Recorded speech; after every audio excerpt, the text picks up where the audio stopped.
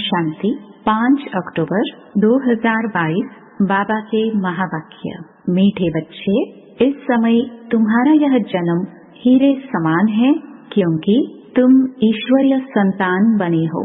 स्वयं ईश्वर तुम्हें पढ़ाते हैं। तुम दूरादेशी विशाल बुद्धि बनते हो। प्रश्न: तुम बच्चे किस पुरुषार्थ से दूरादेशी और विशाल बुद्धि बन रहे हो? उत्तर: बाप की याद से दूरादेशी और पढ़ाई से विशाल बुद्धि बनते हो। दूरादेशी अर्थात दूर देश में रहने वाले बाप को याद करना। मनमनाभव का अर्थ है दूरादेशी होना। विशाल बुद्धि अर्थात सृष्टि के आदि मध्य अंत का ज्ञान बुद्धि में हो। तुम्हें पहले दूरादेशी फिर विशाल बुद्धि बनना है। गीत: हमारे तीर्थ न्यारे हैं। ओम शांति। बच्चों ने गीत सुना कि हमारे तीर्थ न्यारे हैं। हमारा तीर्थ बहुत दूर है, इसलिए बच्चों को कहा जाता है दूरादेशी भव। दूर देश में रहने वाले फिर कहते हैं विशाल बुद्धि भव। सबकी बुद्धि इस समय तुच्छ है ना। माया ने तुच्छ बुद्धि बना दिया है, तो बच्चों की है दूरादेशी बुद्धि अर्थात दूर के रहने वाले की याद, और विशाल बुद्धि अर्थात सारे सृष्टि के आदि मध्य अंत का ज्ञान बुद्धि में है। और सब है अल्पज्ञ बुद्धि अर्थात अल्प बुद्धि। सिर्फ कहते हैं परमात्मा, परंतु जानते नहीं यहाँ कोई महात्मा नहीं है। यह तो बाप आकर दूरादेशी बनाते हैं, परंतु दूरादेशी बच्चे कम हैं। भल ज्ञान बहुत है, परंतु दूरादेशी कम है, अर्थात बाप की याद में कम रहते हैं। बाकी साधु तो साधना करते हैं। यथा राजा रानी तथा प्रजा सारी दुनिया इस समय पतित है। भल महात्मा नाम डाल देते हैं, परंतु महान आत्मा कोई है नहीं। कई फिर श्री कृष्ण को महात्मा कहते हैं। यह फिर भी राइट है, क्योंकि वहाँ श्रेष्ठाचारी दुनिया है। यह तो है भ्रष्टाचारी दुनिया। यथा राजा रानी तथा प्रजा, परंतु इस समय राजा कोई है नहीं। प्रजा का प्रजा पर राज्य है। बाप कहते हैं शास्त्र पढ़ने से तुम मेरे से मिल नहीं सकते और न ही कोई मुक्ति में जा सकते हैं, जब तक मेरे द्वारा कोई मेरे को न जाने और जब तक कल्प के अंत में मैं न आऊं। मनुष्य तो श्री कृष्ण को याद करते हैं, वह तो इस देश का है, दूरादेशी है नहीं। तो बाप को याद करना माना दूरादेशी बनना। मन मनाभव का अर्थ है दूरादेशी भव। जो बाप को जानते नहीं तो बाप से वर्षा कैसे मिले? अगर आए नहीं तो वर्षा कैसे मिले? बड़ी समझ की बात है। साजन से बड़ा प्यार चाहिए। कहते हैं एक तू जो मिला तो सब कुछ मिला, तो एक से ही सब कुछ प्राप्त हो जाती है। ऐसे साजन से बहुत लाभ चाहिए। यह है बेहद की नॉलेज। विराट ड्रामा अर्थात वैरायटी, जिसमें अनेक मतभेद हैं, तभी कहते हैं द्वैत राज्य। द्वैत या दैत्य एक ही बात है। दैत्य कहा जाता है रावण को। देवता बनाने वाला एक ही बाप है। कहते हैं मनुष्य से देवता, कितनी सहज बात है। तुम हो विशाल बुद्धि। शास्त्र पढ़ने वालों को विशाल बुद्धि नहीं कहेंगे, वह है भक्ति। ज्ञान अलग चीज है, भक्ति अलग चीज है। ज्ञान तो ज्ञान सागर बाप देते हैं। तुम हीरे जैसा थे, अब कौड़ी जैसे बन गए हो। अब बाप हीरे जैसा बनाते हैं। तुम विशाल बुद्धि होने से विश्व पर राज्य करते हो। वहाँ अखंड अचल राज्य है, तो विशाल बुद्धि ज्ञान में होते हैं। तुम जानते हो सत्युग में सुख था, फिर धीरे धीरे नीचे सीढ़ी उतरनी है। चढ़ने में 1 सेकंड जंप लगाना, पतित से पावन बनने की छलांग लगाना, उतरने में 5000 वर्ष। तुम सब नंबरवार पुरुषार्थ अनुसार विशाल बुद्धि बने हो। यह ज्ञान अभी मिलता है। सतयुग में यह ज्ञान होता नहीं। संगम पर बाप आते हैं हूबहू कल्प पहले मुहाफिक। सत्युग में विशाल बुद्धि नहीं कहेंगे। हीरे जैसा जन्म भी सत्युग में नहीं कहेंगे। हीरे जैसा जन्म इस समय है, क्योंकि इस समय तुम हो ईश्वरीय संतान। ईश्वर तुमको पढ़ाते हैं। यह महिमा बाप की है। जबकि परमात्मा पतित पावन है तो सर्वव्यापी कैसे हो सकता है? परंतु मनुष्य अल्पज्ञ बुद्धि है। कितना भी समझाओ समझते नहीं है। तो समझो वह ब्राह्मण कुल का नहीं है। जो देवता कुल का होगा वही ज्ञान को समझ ब्राह्मण बनेंगे। बाप ज्ञान का सागर है। तुम भी ज्ञान के सागर बनते हो। फिर तुम सुख शांति के सागर बनते हो। सत्युग में सुख अपार रहता है तो बाप द्वारा तुमको सर्व सुखों की प्राप्ति होती है। सो भी अंत में ज्ञान सुख शांति के सागर बनेंगे, क्योंकि औरों को भी देते हो। अभी देखो कितना दुख अशांति है। बड़ों बड़ों को नींद नहीं आती है। तुम बच्चों को तो कितनी खुशी है, क्योंकि तुम बाप को जानते हो। दुनिया कहती है ओ गॉड फादर, परमपिता परमात्मा, परंतु जानते नहीं। कितने समय से भक्त भक्ति करते याद करते आए हैं, जानते कुछ भी नहीं। बाप अपना और अपनी रचना का परिचय खुद आकर देते हैं। तुमको औरों को देना है। तुम जानते हो यह बाप है, कोई महात्मा नहीं है। बाबा को ख्याल आया फॉर्म में लिखा हो तो आप किससे मिलने आए हो? तो कहेंगे महात्मा से। बोलो महात्मा तो यह है नहीं। नाम है ब्रह्मा कुमार कुमारियाँ, तो इनका बाप प्रजापिता होगा ना, तो महात्मा कैसे हुआ? आर्ग्यू करने वाले अच्छे चाहिए, बुद्धि वाला चाहिए। समझो वह लिख कर भी जाते हैं, परंतु समझते कुछ भी नहीं। बिल्कुल बुद्धू है।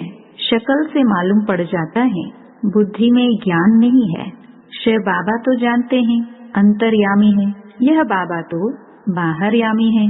बाप कहते हैं मैं आता ही उस तन में हूँ जो पहला नंबर है, अब लास्ट में है। इनमें प्रवेश करता हूँ, क्योंकि इनको फिर वही नारायण बनना है, तो इनको इस तन को देने का किराया मिलता है। तब तो कहते हैं सौभाग्यशाली रथ। भागीरथ ने कोई पानी की गंगा नहीं लाई। यह गुह्य ज्ञान की बातें हैं जो रावण मत पर होने कारण मनुष्य समझते नहीं है। अब तुमने समझा है तो औरों को समझाने की युक्ति निकालो। तुमको ख्याल आना चाहिए कि औरों को कैसे दूरादेशी बनाए, कैसे बाप का परिचय दे। वह ब्रह्म को याद करते हैं। ब्रह्म तो तत्व है जहाँ परमात्मा रहते हैं, परंतु वह ब्रह्म को ही परमात्मा समझते हैं। जैसे हिंदू कोई धर्म नहीं है, हिंदुस्तान में रहने के कारण हिंदू नाम रख दिया है। वास्तव में हिंदुस्तान तो रहने का स्थान है, ब्रह्म तत्व भी परमात्मा के रहने का स्थान है, परंतु मनुष्यों की अल्प बुद्धि होने के कारण समझते नहीं। यहाँ ज्ञान की बात है। दुनिया की बातों को तो सब अच्छी तरह जानते हैं। यह खुद जौहरी था तो सब कुछ जानता था। बाकी ज्ञान की बातों में अल्प बुद्धि तुच्छ बुद्धि थे, कुछ नहीं जानते थे। तो बाबा आकर पहचान देते हैं। जब तक कोई ब्राह्मण न बने तो बाप से वर्षा ले ना सके। प्रजा तो बननी है। किसी ने भी थोड़ा सुना तो प्रजा बन जाएंगे। अगर विकार में जाता रहेगा तो उनको सजा भोगनी पड़ेगी। फिर आकर साधारण प्रजा बनेंगे। अभी सबका मौत है, कब्र दाखिल होना ही है, कब्रस्तान बनना ही है। इस समय मनुष्यों की कोई वैल्यू नहीं है, तुम्हारी भी नहीं थी, अब वैल्यू बन रही है। बाकी जब विनाश होगा तो मच्छरों सदृश मरेंगे। जैसे दीपावली पर मच्छर कितने मरते हैं, तो सबको मरना है ही, क्योंकि सबको घर वापस जाना है। सत्युग में यह नहीं कहेंगे कि यह मरा, क्योंकि वहाँ अकाले मृत्यु होता नहीं, काल पर जीत पाते हैं। मरना शब्द वहाँ नहीं होता। सत्युग में जानते हैं कि हम मरते नहीं हैं, सिर्फ एक पुराना छोला छोड़ नया लेते हैं, सो भी समय पर। सर्प का मिसाल है कि पुरानी खाल छोड़ नई लेते हैं तो सर्प का मिसाल सतयुग से लगता है, यहाँ से नहीं। भ्रमरी का मिसाल यहाँ का ही है। सन्यासी भी यह मिसाल देते हैं क्योंकि यहाँ का ही यादगार भक्ति में चलता है। अभी तुम बच्चे जितनी जितनी धारणा करेंगे उतना विशाल बुद्धि बनेंगे, उतनी कमाई करेंगे। जैसे सर्जन जितनी विशाल बुद्धि वाला होता है, जितनी दवाई आदि बुद्धि में अधिक रखता है उतना कमाई करता है। तो यहाँ भी ऐसे है, कोई 250 रुपया कमाई करते, कोई तो फिर हजारों कमाते हैं। कोई राजा को ठीक कर दिया तो लाख लाख भी दे देते हैं। यहाँ भी ऐसे ही है, कोई को तो ज्ञान के पॉइंट्स की धारणा नहीं और कोई तो बड़े दूरादेशी विशाल बुद्धि है तो औरों को भी बनाते हैं। पहले दूरादेशी पीछे विशाल बुद्धि कहेंगे। समझने की बात है ना। ब्राह्मणों जैसा सौभाग्यशाली कोई है नहीं, एकदम सबको ऊपर ले जाते हैं। ऊपर में परमात्मा है ना, तो उसका परिचय देते हो तो तुम जानकार हो ना। बच्चों को तो बाप की जानकारी होती ही है। अब पारलौकिक बाप आए हैं तुमको पावन बनाकर वापस ले जाने के लिए। एक खेरूत खेती करने वाली बच्ची की कहानी है ना कि राजा बच्ची को ले आया, उसे अच्छा नहीं लगा तो उनको वापस भेज दिया। यहाँ भी ऐसे हैं जिनकी बुद्धि में ज्ञान की धारणा नहीं होती है तो वह खुद ही चले जाते हैं। उसमें बाप क्या करे? समझाने वाला है तो परमपिता परमात्मा। वह ब्रह्मा द्वारा वेदों शास्त्रों का सार सुनाते हैं कि वेद शास्त्र कोई धर्म शास्त्र है नहीं, यह तो पत्ते हैं, बाल बच्चे हैं। मुख्य धर्म है 4, उसमें ब्राह्मण धर्म भी है मुख्य। हीरे जैसा जन्म देवताओं का नहीं कहेंगे क्योंकि यह कल्याणकारी लीप धर्माऊ युग है। लीप मास धर्माऊ को कहते हैं। यह है संगम युग कल्याणकारी, और जितने भी युग हैं वहाँ अकल्याण ही होता है क्योंकि डिग्री कम होती जाती है, दिन प्रतिदिन कला कम ही होती जाती है। यह युग ही है कल्याणकारी। तो हर एक को माथा मारना पड़े कि औरों को कैसे समझाए। यूँ तो उस्ताद बता रहे हैं कि रास्ता कैसे बताओ, फिर हर एक का धंधा अपना अपना है। तो यह आना चाहिए कि कैसे औरों को दुबन दलदल से निकालूं। कई तो दलदल से निकालने जाते फिर खुद फंस जाते हैं। तो समझाने की बड़ी युक्ति चाहिए। पहले अलफ को समझाओ तो बे बादशाही को भी जान जाए और सृष्टि चक्र को भी जान जाए। पहले अलफ को तो जानो। कोई 1000 दफा लिख कर दे कि अलफ कौन है तब यहाँ बैठ सके। कई तो ब्लड से भी लिख कर देते हैं फिर चले जाते हैं। माया कोई कम थोड़े है। अच्छा, मीठे मीठे सिखिलदे बच्चों प्रति माता पिता बाप दादा का याद प्यार और गुड मॉर्निंग। रूहानी बाप की रूहानी बच्चों को नमस्ते। धारणा के लिए मुख्य सार। पहला, दूरादेशी बन बाप की याद में रहना है और दूसरों को दूर देश में रहने वाले बाप का परिचय देना है। दूसरा, कल्याणकारी युग में सभी का कल्याण करने की युक्ति निकालनी है।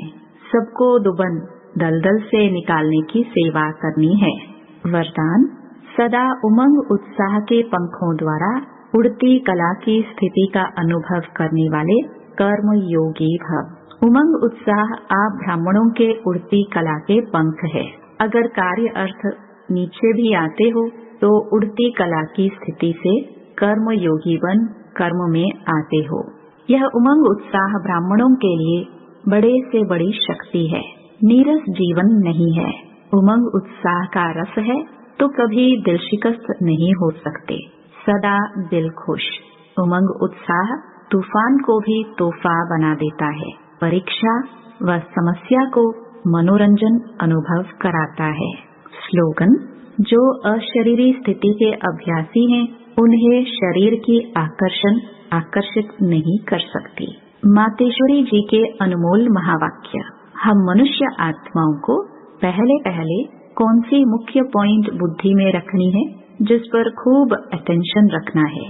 पहले पहले तो अपने को यह पक्का निश्चय रखना है कि हमको पढ़ाने वाला कौन है। दूसरी पॉइंट है हम सभी मनुष्य आत्माएं हैं और परमात्मा हमारा पिता है। हम आत्मा बच्चे और परमात्मा बाप दोनों अलग अलग चीज हैं। तीसरी पॉइंट, ईश्वर बेअंत भी नहीं है, ईश्वर सर्वत्र भी नहीं है। अब यही नॉलेज बुद्धि में रखनी है, इसलिए अपनी नॉलेज औरों से न्यारी है। भले दुनियावी मनुष्य समझते हैं हमको परमात्मा का ज्ञान है। अब उनसे पूछो आप में कौन सा ज्ञान है, तो कहेंगे ईश्वर सर्वव्यापी है। अब परमात्मा तो कहता है मेरा ज्ञान मेरे द्वारा ही मिलता है। जैसे बैरिस्टर द्वारा बैरिस्टरी, डॉक्टर द्वारा डॉक्टरी सीखी जाती है। भल वहाँ बैरिस्टर भी अनेक होते हैं। एक बैरिस्टर से न पढ़ा तो दूसरा पढ़ाएगा, एक डॉक्टर से न पढ़ा तो दूसरा डॉक्टर पढ़ाएगा। अगर यह ईश्वरीय नॉलेज सिवाय एक परमात्मा बिगर कोई भी मनुष्य आत्मा, चाहे साधु संत महात्मा हो, वो भी नहीं पढ़ा सकेंगे, तो हम कैसे समझे कि इन्हों में कोई परमात्मा का ज्ञान है। और चौथी पॉइंट, परमात्मा युगे युगे नहीं आता है, बल्कि परमात्मा कल्प कल्प एक ही बार इस संगम युग पर अर्थात कलयुग के अंत और सतयुग के आदि संगम समय पर आता है और अनेक अधर्मों का विनाश कराए एक आदि सनातन सत धर्म की स्थापना कराता है। अब लोग कैसे कहते हैं कि परमात्मा युगे युगे आता है, और ऐसे भी कहते हैं गीता का भगवान श्री कृष्ण वो द्वापर से आया है। अब इन सभी बातों को सिद्ध करना है, गीता का भगवान श्री कृष्ण नहीं है, शिव परमात्मा है और वो भी द्वापर में नहीं आता, संगम समय पर आया है। पांचवी पॉइंट, गुरु बिगर घोर अंधियारा कैसे हुआ, वो गुरु कौन है, मनुष्य सृष्टि उल्टा झाड़ कैसे है और हमको अपने 5 विकारों पर जीत कैसे पहननी है। छठवीं पॉइंट, हम वही पांडव योद्धे हैं जिसके साथ साक्षात परमात्मा है, उसी तरफ ही जीत है। और 7वीं पॉइंट, परमात्मा खुद सर्वशक्तिमान है, तो जिन्होंने परमात्मा का पूरा साथ लिया है उन्हों को ही परमात्मा द्वारा लाइट माइट दोनों ताज मिलते हैं। अब यह सभी बातें बुद्धि में रखना, इसको ही ज्ञान कहा जाता है। अच्छा, ओम